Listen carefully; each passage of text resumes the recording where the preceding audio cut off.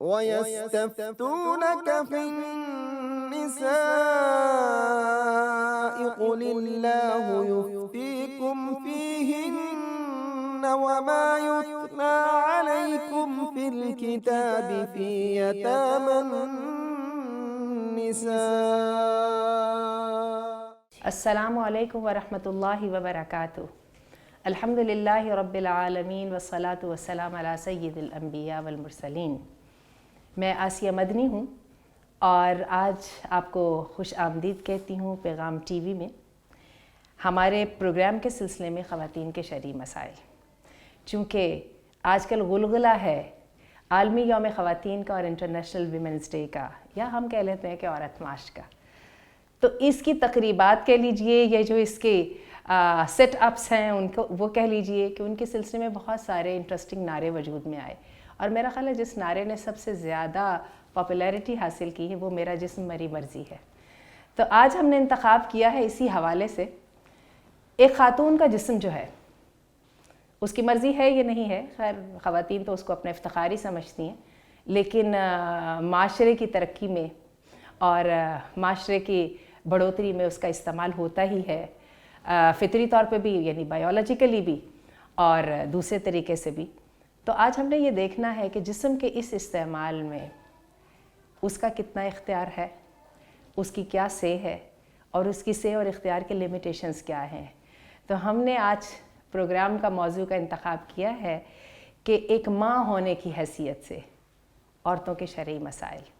میرے ساتھ محترمہ والدہ صاحبہ مسز رضیہ مدنی موجود ہیں، تو میں ان کو خوش آمدید کہتی ہوں اور ان سے میرا پہلا سوال یہ ہے کہ یہ بتائیے کہ حالت حمل ہے اور ڈاکٹرز نے بھی کہہ دیا ہے کہ اس حمل کو جاری رکھنا جو ہے وہ خطرے سے خالی نہیں، تو اس میں جو ہے وہ ایبورشن کے سلسلے میں اللہ تعالیٰ کی طرف سے یہ شریعت کی طرف سے ہمیں کیا رہنمائی ملتی ہے؟ مامتا کا جو جذبہ ہے عورت کی زندگی کا شاید سب سے قوی جذبہ ہے، اور یہ فطرت کی طرف سے عورت میں ودیت کیا گیا ہے. اس میں صرف عورت ہی ایسی نہیں ہے کہ اس میں مامتا کا جذبہ ہو، یہ جانوروں میں بھی مامتا کا جذبہ ہے.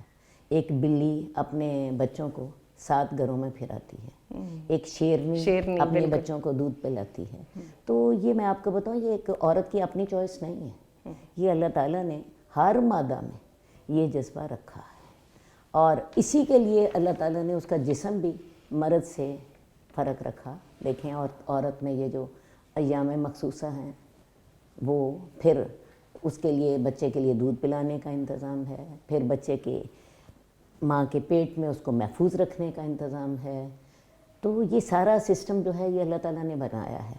اس لیے یہ کہہ کے اس کو رد کر دینا کہ میرا جسم میری مرضی بات ہے. ہمارے خالق نے ہمیں پیدا کیا، ہم اس کی کائنات میں رہتے ہیں، اس کی فطرت کے مطابق ہم نہ چاہتے ہوئے بھی عورت مامتا کا جو جذبہ اس کے اندر ہے وہ اس سے مجبور ہے. ہر عورت یہ چاہتی ہے میری اولاد ہو، ہر عورت یہ چاہتی ہے کہ میری اولاد ہو. اب اگلا مسئلہ یہ ہے کہ اگر ڈاکٹر کہہ دے کہ جی آپ کی جان خطرے میں ہے تو پھر کیا عورت ایبورشن کرا سکتی ہے؟ بات ہے اسلام تو آیا ہے ہمیں فیسیلیٹیٹ کرنے کے لیے. میرے رب نے جو میرے اوپر بہت زیادہ مہربان ہے، اس نے مجھے زندگی کی ہر آسانی دی ہے اور ہر مشکل میں میری رہنمائی کی ہے. اگر وہ حمل میری زندگی کے لیے نقصان دہ ہے تو میرا رب اس کی اجازت دیتا ہے. ڈاکٹر آپ کو کہہ دیتا ہے کہ جی آپ کی جان کا مسئلہ ہے، یا بچے اور ماں میں سے ایک بچ سکتا ہے، ظاہر ہے ماں کی جان کو پرائیورٹی ماں کی جان کو ترجیح دی جائے گی. تو لہٰذا اگر ڈاکٹر کہتی ہے کہ جی آپ کا آئندہ سے حمل نہیں ہونا چاہیے، آپ کو نقصان دے گا، کیونکہ بہت سی بیماریاں ایسی ہیں جن میں حمل نقصان دیتا ہے، یا ایٹ دی مومنٹ بچے کی جان کا یا ماں کی جان کا خطرہ ہے، تو ماں کو ترجیح دی جائے گی. تو شریعت نے اس کو اس کے لیے مطلب آسانی فراہم کرنے والا بنایا ہے، یعنی سد ضرر کے طور پہ ایبورشن کی اجازت موجود ہے. اچھا چلیے ایبورشن کی نہ صحیح، لیکن آپ یہ بتائیے کہ ہمارے ہاں پڑھی لکھی مائیں جو ہیں یا ورکنگ ویمن ہیں وہ کئی دفعہ جسمانی ساخت کو خراب ہونے کے خیال سے کہتی ہیں کہ بچوں کو دودھ ہی نہیں پلانا.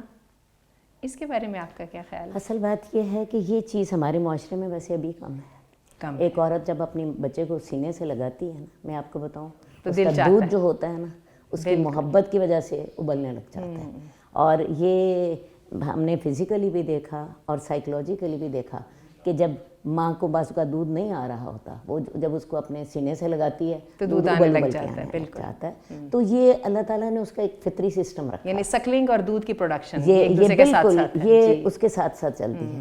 اب ایسے لوگ ہمارے معاشرے میں تو ویسے کم ہیں. میں صحیح بات آپ کو بتاؤں, میں نے اپنے معاشرے میں ڈاکٹرز کو دیکھا, بڑی بڑی پروفیشنلز کو دیکھا, جب ان کے بچے اس اسٹیج پہ ہوتے ہیں وہ اپنی چھٹی لے لیتے ہیں, یا کم از کم کوئی سسٹم ایسا بناتے ہیں کہ وہ زیادہ سے زیادہ اپنے بچوں کو فیڈ کرا سکیں. میں بھی اسی معاشرے میں رہتی ہوں جو جس معاشرے کی بات ہو رہی ہے. تو کم عورتیں ایسی ہوتی ہیں جو اس وقت سوچتی ہیں کہ جی میرا جسم جو ہے وہ ساخت خراب ہو جائے گی. میں بلکہ اس کے اپوزٹ یہ بتانا چاہتی ہوں کہ عورت کی جسم بچے کو دودھ پلانے سے بہتر ہو, ساخت برقرار رہتی ہے. اور اس کی میں بڑی پریکٹیکل مثال آپ کو دیتی ہوں. میں ٹوین بچوں کی بیمار رہی ہوں. میرے ماشاءاللہ 10 بچے ہیں. میرا جو ہے تجربہ یہ کہتا ہے کہ جب آپ بچے کو دودھ پلا رہے ہوتے ہیں تو آپ کی جسمانی ساخت جو بگڑی ہوتی ہے حمل کے دوران وہ سیٹ ہو جاتی ہے. 40 دنوں کے اندر میں نے دیکھا ہے کہ پیٹ یوٹرس جو ہے وہ بہت زیادہ شرنک کرتی ہے, باقاعدہ اس کی فیلنگ ہوتی ہے, باقاعدہ اس کی فیلنگ ہوتی ہے اور باقاعدہ وہ بہتر صورت ہو جاتی ہے. اور جو عورتیں دودھ نہیں پلاتی, بلکہ میں دیکھتی ہوں کہ ان کی وہ جو پریگنینسی کے اندر ان کی جو شیپ بگڑ گئی ہوتی ہے وہ ویسی کی ویسی. اور یہ جو بریسٹ کینسر ہے اس کی پریونشنز میں سے ون آف دی پریونشن جو ہے وہ بریسٹ کینسر سے بچنا ہے, دودھ پلانا. بالکل. اس کے علاوہ یہ تو میں نے ایک ظاہری آپ کو بات بتائی ہے. اس کے علاوہ ڈاکٹر سے اس کے فائدے پوچھیے. اور سائیکولوجیکلی ماں کو جو ٹھنڈ ہوتی ہے جب آپ بچے کو اپنے ساتھ لے جاتے ہو, اور جو بچے کو فائدے ہوتے ہیں, اور جو بچے کو فائدے ہوتے ہیں, قوی ہوتا ہے. اب بچے کا امیون سسٹم قوی ہوتا ہے. جو بچے ماں کے دودھ پر ہوتے ہیں وہ بچے بیمار بہت کم ہوتے ہیں. اسی طرح جن بچوں نے ماں کا دودھ پیا ہوتا ہے ان کی آئندہ زندگی میں ماں کے ساتھ انڈرسٹینڈنگ بہت زیادہ, اٹیچمنٹ بہت زیادہ ہوتی ہے. میں آپ کو اسی ایک تحقیق کا حوالہ دینے لگی ہوں. بچے بڑے ہو جاتے ہیں, 35 سال کے ہو گئے, 40 سال کے ہو گئے, پریشانیوں کا شکار ہوتے ہیں, تو اس وقت بھی کہا جاتا ہے جو ماں کا جو ٹچ ہے وہ جو ویل بینگ کی جو ہارمونز کہہ لیجئے وہ چیزیں جو ہے نا وہ ماں کے ٹچ کے ساتھ ریلیز ہوتی ہیں. اور یہ بڑی عجیب سی بات ہے, میں تو اس کا تجربہ کرتی ہوں. میں خود اس کا تجربہ کر چکی اپنی زندگی میں. تو جو عورت دودھ نہیں پلاتی, ابھی تک تو ہم بات کر رہے تھے کہ عورت دودھ پلانے سے اس کو فائدہ ہی ہوگا, لیکن اگر وہ دودھ نہیں پلاتی تو میں سمجھتی ہوں کہ اس کی شرعی طور پہ شاید وہ جو ہے اس کو ترغیب دلانی چاہیے کہ وہ دودھ پلائے. لیکن اگر ہم یہ کہیں کہ وہ گناہ گار ہوتی ہے تو میں اس کے حق میں نہیں. آپ یہ سمجھتی ہیں کہ اگر ایک عورت, چلیے ساری باتیں ہم نے جواب دے لی ہے, ٹھیک ہے, جو بھی نقصانات کا ہم نے تذکرہ کیا, ماں نہیں قائل ہوئی, اس کے باوجود کہتی میں نے نہیں دی, وہ کہتی میں نے نہیں پلانا, تو پھر آپ کا کیا خیال ہے یہ جائز ہے اس کے لیے؟ ہم اس کے لیے اس کو ترغیب ضرور دیں گے, میڈیکلی بھی دیں گے, سوشلی بھی دیں گے, اور جو ہے نفسیاتی طور پر بھی دیں گے. اس کے باوجود وہ نہیں پلاتی تو میرا خیال ہے اس کو. اچھا, اب یہاں پر میرے جسم اور میری مرضی کے حوالے سے ایک بات میں اور بھی پوچھنا چاہوں گی. اب بچے کی ماں ہونا ایک اکیلا عمل تو ہے نہیں, اس میں باپ شامل ہے. اب وہ شادی شدہ ہے, نکاح کے اندر ہے, تو باپ کی بھی کوئی صحیح نہیں ہوگی. باپ چاہتا ہے کہ ماں دودھ پلائے, اسے اپنے خاوند کی فرما برداری کرنی ہے کیونکہ بیوی کی پہلی ذمہ داری, خاوند کا حق بھی تو ہے نا اپنے بچے کے حوالے سے, ہے, اور اس کا فرض بھی ہے. بلکہ یہ ہے کہ قرآن مجید میں جہاں پر متعلقہ عورتوں کو خرچہ دینے کا ذکر ہے وہاں پہ اس کے ساتھ ریلیٹ کیا گیا کہ وہ ان کو دودھ پلاتی ہیں, وہ ان کو دودھ پلائیں گی, رزقہن و کسوتہن بالمعروف. لیکن یہ تو اپنے وہ دودھ کی اجرت وصول کرے گی دودھ پلانے کی طلاق کے بعد, کیونکہ جب شادی کے اندر بیوی اس کی بیوی ہے تو پھر تو یہ سارے معاملات اکٹھے چل رہے ہوتے ہیں. تو طلاق کے بعد بھی شریعت نے عورت کو ترغیب دی ہے کہ وہ بچوں کو دودھ پلائے اگر بچے کا باپ چاہتا ہے, تو یہ تو اس کے باپ کی سے ہے. لیکن ان ساری باتوں کے باوجود اگر وہ نہیں پلانا چاہتی تو میں اس کے لیے آپ کے سامنے ایک صورت حالات رکھتی ہوں. عرب کا جو سارا معاشرہ ہے اس میں ماں بچے کو دودھ نہیں پلا نبی کریم صلی اللہ علیہ وسلم حلیمہ سعدیہ کے رسول سپرد اللہ کر صلی اللہ دیے علیہ گئے وسلم جی. اپنی جو زندگی کے انہوں نے ابتدائی دنوں میں ماں کا دودھ پیا. اس کے بعد ابو لہب کی جو لونڈی ہیں سویبہ, انہوں نے ان کو دودھ پلایا ہے.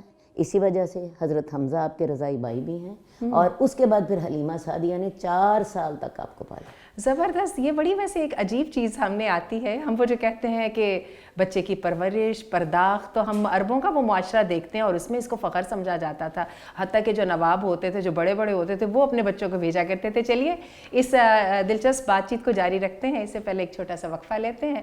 تو ناظرین ہمارے ساتھ رہیے گا, دوبارہ ملتے ہیں ایک بریک کے بعد.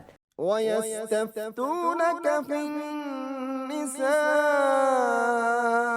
قُلِ اللَّهُ يُفْتِيكُمْ فِيهِنَّ وَمَا يُتْلَى عَلَيْكُمْ فِي الْكِتَابِ فِي يَتَامَى النِّسَاءِ. Welcome back.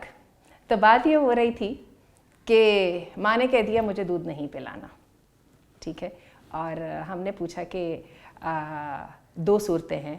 ایک تو اگر وہ ایک شخص کی بیوی ہے تو اس میں باپ کا وہ حق کہاں جائے گا جس میں اس کی اولاد کی پرورش کے اندر دودھ پلانا ایک بہت لمبا چوڑا جو ہے نا اس کا حصہ ہے. اور اگر وہ رشتہ نکاح سے ہی یہ بار ہو چکی ہے, طلاق ہو چکی ہے, جس کا بھی آیت کا ہم نے ذکر کیا تھا, تو اس دونوں صورتوں میں پھر کیا حالات ہوں گے؟ اصل بات ہے, میں پھر آپ سے ایک ہی بات کہوں گی کہ جس ماحول میں یہ آیات نازل ہو رہی تھیں اس ماحول کو ذرا سامنے رکھیے. عرب کی ساری اشرافیہ جو ہے, جو ساری ایلیٹ کلاس ہے, وہ بچے کو دودھ نہیں پلا رہی. وہ بچے کو صرف جنم دیتی ہے. جنم دینے کے بعد جب تک اس کے لیے کسی دودھ پلانے والی عورت کا انتظام نہیں ہوتا مستقل, تو شاید ماں دودھ پلا لیتی ہے. لیکن اس کے بعد جیسے رسول اللہ صلی اللہ علیہ وسلم کی زندگی دیکھ لیجیے, میں کئی صحابہ کی زندگی آپ کے سامنے رکھوں گی. یہ بتائیے نبی کریم صلی اللہ علیہ وسلم تقریباً کتنا عرصہ حلیمہ سعدیہ کے پاس رہے تھے؟ حلیمہ سعدیہ کے پاس آپ 4 سال رہے. ارے, ہم ہماری سائنس اور نفسیات کہتی ہے کہ زندگی کے شروع کے 3 سالوں میں شخصیت بنتی ہے, تو پھر وہ تو شخصیت تو حلیمہ سعدیہ کے خیمے میں بنی نا. عرب لوگ اس بات کا ضرور دھیان کرتے تھے کہ جس عورت کو ہم اپنے بچے کی رضائی ماں کے طور پہ منتخب کر رہے ہیں, اس عورت کا کردار کیسا ہے, اس عورت کا بیک گراؤنڈ کیسا ہے. حلیمہ سعدیہ کو بھی آپ کے جو دادا تھے عبد المطلب نے بڑی جانچ پرکھ کے بعد, چھان بین کے بعد ان کا انتخاب کیا تھا.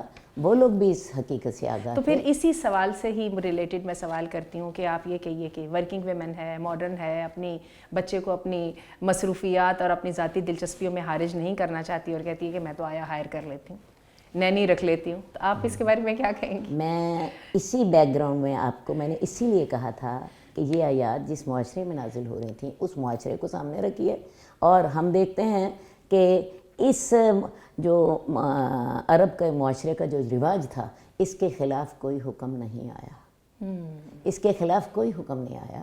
کہیں یہ نہیں آیا کہ جی عورت ضرور اپنے بچے کو دودھ پلائے, وہ دودھ کسی سے پلوا نہیں سکتی, یا یہ جو دایا رکھنے کا ان کا سسٹم تھا اس کو منع کیا گیا ہوتا. بہرحال اس سے ہم آج کل کے مسائل میں اس معاملے میں تو اسلام کی سوچ بڑی پروگریسو ہے, بہت پروگریسو. تو میرا جسم اور میری مرضی کے تو خاصے قریب قریب جا رہے ہیں. خیر اس کے مقاصد اور ہیں, ان کے مقاصد اور ہیں. ایک مسلمان آدمی ہر معاملے میں اپنے رب کی رضا چاہتا ہوتا ہے, اور وہ ان حدود کا پابند ہوتا ہے جو شریعت نے اس کو اور دوبارہ ہم عدل کے اوپر آ جائیں گے. جتنی رب کو پتہ تھا جس میں بہتری تھی وہاں پہ باؤنڈ کر دیا, جہاں پہ اس کو تھا کہ آسانی دینی ہے وہاں پہ خاموشی. اچھا, تو یہاں پہ ایک بات مجھے بتائیے کہ کوئی صاحب جائیداد بچہ, ٹھیک ہے, جو منہ میں سونے کا چمچ لے کے پیدا ہوتا ہے, اس قسم کے بچہ اگر ماں کی زندگی میں فوت ہو جاتا ہے تو پھر کیا والدہ کو اس کی جائیداد سے کوئی فائدہ ہوگا؟ لازماً ملے گی جائیداد. 1/6 حصہ اس کا ملے گا. قرآن مجید نے بڑے واضح طور پر جہاں پہ وراثت کے مسائل بتائے ہیں, سورہ نساء کے رکوع نمبر 2 میں, وہاں پہ اللہ تعالیٰ نے واضح طور پر یہ بتایا ہے ماں کو 1/6 حصہ اس کی جائیداد سے ملے گا. اور ایک بات میں اور بھی کہنا چاہوں گی, عام طور پر اصول یہی ہے کہ مرد کا حصہ 1 اور عورت کا حصہ آدھا, لیکن یہاں پہ اللہ تعالیٰ نے خود مقرر کر دیا باپ کا بھی حصہ 1/6 ہوگا اسی بچے کی جائیداد میں سے, اور ماں کا بھی حصہ 1/6 ہوگا, کیونکہ ماں کا حق جو ماں نے اس پہ جان ماری ہے وہ بچے برابری پر، میں آ رہا ہے نا، وہ زیادہ ہے، تو اللہ تعالیٰ نے اس کو قانونی طور پر بھی باپ کے حصے کے برابر کر دیا. باپ کا بھی حصہ ایک بڑا اچھے ہوگا، ماں کا بھی حصہ. الا لہ الخلق والامر. وہ جانتا تھا اور ضروریات سے بھی واقف تھا، اس کو پتا تھا کہاں پہ برابری دینی، کہاں پر برابری نہیں دینی. اچھا یہ بتائیے کہ اگین ہم آتے ہیں نومولود کی تربیت کی طرف. تو ہمارے ہاں سمجھا جاتا ہے کہ عورتیں اس کی ذمہ دار ہیں، سارے لیکچرز اور سب اسی پوائنٹ پہ سٹریس کرتے ہیں. آپ کا کیا خیال ہے کہ باپ کے مقابلے میں ماں زیادہ ذمہ دار ہے؟ اصل بات یہ ہے گھر کا قوام باپ ہے اور نسل بھی باپ کی ہے. گھر کا ذمہ دار بھی وہی ہے. نسل بھی ماں کے نام سے نہیں چلے گی، باپ کے نام سے چلے گی. تو پھر ذمہ دار مرد ہے. مرد ویسے بھی آپ دیکھیں کہ مرد عورت کو جو لائنز دے گا، عورت نے انہیں کے اندر تربیت کرنی ہے. عورت چاہتی ہے میں اپنے بچے کو جی بڑے شاندار کیڈٹ اسکول میں بھیجوں، خاوند کی آمدنی ہی اتنی نہیں ہے، نہ وہ اتنا اس کو پے کر سکتا ہے. اسی طرح تو اس کو سسٹم کے ساتھ ہی چلنا پڑے گا. اس کو سسٹم کے ساتھ ہی چلنا ہے. وہ کوئی خلا میں تو نہیں اپنی تربیت کے فرائض ادا کرے گی. تو عورت اپنی تربیت انہی لائنز میں، انہی حدود کے اندر کرے گی جو مرد اس کو مہیا کرے گا. مثال ایک اور دے دیتی ہوں. عورت چاہتی ہے میرا بچہ باجماعت نماز پڑھے. ارے بھائی خامن نے جو گھر اسے مہیا کیا ہے وہ مسجد سے 2 میل دور ہے، بیچ سکتی ہے اسے، یا باپ اسے لے کے ہی نہیں جاتا. تو اصل بات یہ ہے کہ بچے کی تربیت کا ذمہ دار مرد. ہمارے ہاں زیادہ عورت پہ زور دیا جاتا ہے. اس کی ایک وجہ یہ بھی ہے کہ عورت چونکہ بچے کے ساتھ اٹیچ زیادہ ہوتی ہے، بچے کا وقت ماں کے ساتھ زیادہ گزرتا ہے، تو اس کو ہم یوں کہیں گے کہ لائنز اس کی باپ دے گا، محنت ماں کرے گی. تو اس کا مطلب ہے کہ پھر اگر فیلئر ہوگی تربیت میں تو ماں کو کرنے کے بجائے باپ کو بھی کیا جائے، باپ کو بھی کیا جائے، کیا بلکہ باپ ہی کو کیا جائے. کیونکہ باپ دیکھ رہا ہے میری فیملی کس طرف جا رہی ہے. باپ چاہ رہا ہے بچے کو دیندار بنانا، ماں اس کو ایک ایسے انگلش اسکول میں بھیجتی ہے جہاں پہ اللہ کا نام لینا جرم سمجھا جاتا ہے. تو یہ باپ کو اپنی آنکھیں کھلی رکھنی ہیں، ورنہ باپ نقصان اٹھائے. اس کا مطلب یہ ہے کہ اسلامی فقہ کے حوالے سے عورت کا حق حضانت کا ہے، فرض حضانت کا نہیں. فرض حضانت کا ہے ہی باپ کا، وہ ہے ہی باپ کا، باقی عورت کو حق ملے گا. عورت تربیت اسی کرے گی کیونکہ وہ 24 گھنٹے بچے کے ساتھ رہتی ہے. ہمارے ہاں عام طور پہ سمجھا جاتا ہے جی مرد تو کمانے کے لیے نکل گیا باہر اور عورت نے تربیت کرنی ہے. ارے بھی اس کمانے کی مصیبت میں بھی تم نے عورت کو شامل کر لیا. وہاں بھی مرد نے جان چھڑا لی، تربیت سے بھی مرد نے جان چھڑا لی، لیکن اللہ کے ہاں وہ جان نہیں چھڑا. اور آپ ذرا دیکھیے نا، جب بچہ ذرا سا بڑا ہوتا ہے، وہ جو حدیث آتی ہے کہ اگر بچہ جو ہے وہ بلوغت تک پہنچ گیا اور کسی غلطی میں مبتلا ہو گیا تو ذمہ داری کس پر آئے گی.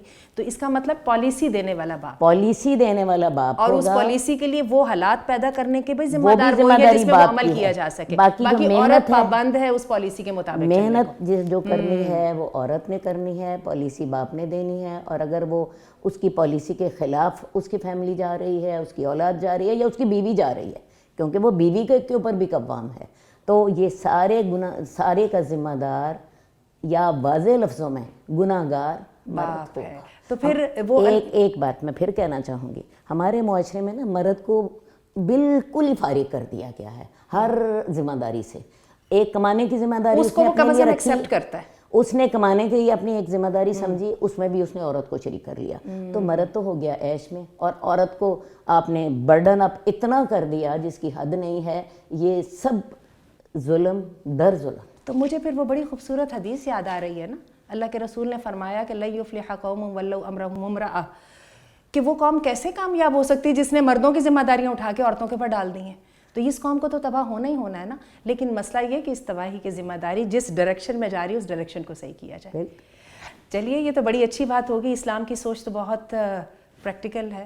ایک عورت کو آپ وہ انوائرمنٹ ہی نہیں دے رہے تو ذمہ دار عورت کیسے؟ ایک چھوٹا سا سوال اس لیے صرف کر لوں گی، ویسے تو آپ جواب دے چکی ہیں، لیکن پھر بھی ہمارے جو ورکنگ ویمن ہیں ان کے حوالے سے کہ مائیں جو ہیں بچوں کو ڈے کیئر سینٹر میں جمع کروا دیتی ہیں، ٹھیک ہے. تو اس میں میرا سوال اصل میں ڈے کیئر سینٹر کے بارے میں تو میں بھی سمجھ گئی ہوں، جیسا کہ آپ نے بتایا کہ عربوں میں جب وہ بھیج دیتے تھے. میرا سوال یہ کہ اگر باپ اس کے خلاف ہو تو پھر کیا ہوگا؟ بات یہ ہے گھر کے قوام کو دیکھنا ہے. میری فیملی کہاں جا رہی ہے، میرے بچے اس کی تربیت کیسی ہو رہی ہے. میری بیوی کے پاس آیا ٹائم بھی ہے کہ وہ بچے کی نگرانی کر سکے، بچی ماں کے پاس ٹائم ہی نہیں ہے کہ وہ بچے کی نگرانی کر سکے. تو یہ سارے معاملات کس کو دیکھنے ہیں؟ ماں اڑی ہوئی ہے تو پھر اب کیا کیا جائے گا؟ یہ قوام کو دیکھنے ہیں. ماں اڑی ہوئی ہے تو بات ہے اللہ نے قوام اسے کس لیے بنایا ہے؟ اس لیے بنایا ہے کہ اسے اس بات پہ مجبور کرے کہ تو نوکری کر. نوکری کرنے کے لیے تو اس کو اپنا قوام ہونا یاد ہوتا ہے, اور اس کو اس بات کے لیے بھی قوام ہونا یاد ہوتا ہے کہ میں 2 شادیاں کر سکتا ہوں, اور میں اپنے سسرال سے اپنے میرے ماں باپ کی تو نے خدمت کرتی ہے, یہاں پہ وہ کیوں نہیں اپنی قوامیت, اپنی حیثیت کو کیوں نہیں استعمال کرتا؟ زبردست, جزاک اللہ خیر. تو ماشاءاللہ آج ہم نے بہت کچھ سیکھا, خاص طور پہ اس حوالے سے کہ میرا جسم میری مرضی کے حوالے سے. تو بات یہ ہے کہ جسم تو اللہ ہی کی ملکیت ہے, اور اس جسم کو اللہ تعالیٰ نے جہاں پہ مرد کو حکم دیا ہے, جہاں پہ ان اللہ اشتری من المؤمنین انفسهم واموالهم بانہم الجنہ, اللہ نے جب مردوں سے ان کے مال اور ان کی جانیں خریدی ہیں تو عورتوں سے بھی تو خریدی ہیں نا. تو یہ جو جسم کا استعمال ہے اللہ کی بتائی گئی حدود کے اندر یہ درجہ ہے, اور جیسا کہ آپ نے بتایا اسی جسم کے استعمال کے اوپر ان کو شہادت کا اور ان کو جہاد کا ثواب ملتا ہے. تو اللہ تعالیٰ اس فخر کو ہمیں سمجھنے کی توفیق عطا فرمائے. انشاءاللہ اگلی ایپیسوڈ میں ملتے ہیں. جزاکم اللہ خیر. وَيَسْتَفْتُونَكَ فِي النِّسَاءِ قُلِ اللَّهُ يُفْتِيكُمْ فِيهِنَّ وَمَا يُتْلَى عَلَيْكُمْ فِي الْكِتَابِ فِي يَتَامَى النِّسَاءِ